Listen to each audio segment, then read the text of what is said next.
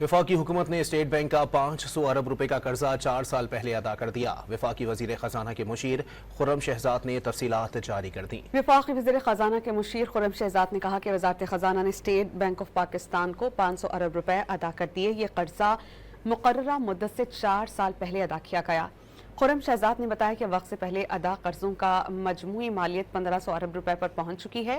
Date to GDP शरह 2023 में 75% से कम होकर अब 69% पर आ गई है।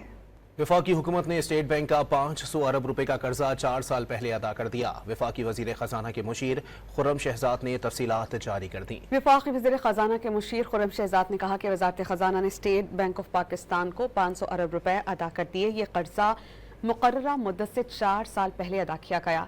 खुर्रम शहजाद ने बताया कि वक्त से पहले अदा कर्जों का मजमूई मालियत 1500 अरब रुपए पर पहुंच चुकी है। डेट टू GDP शरह 2023 में 75% से कम होकर अब 69% पर आ गई है।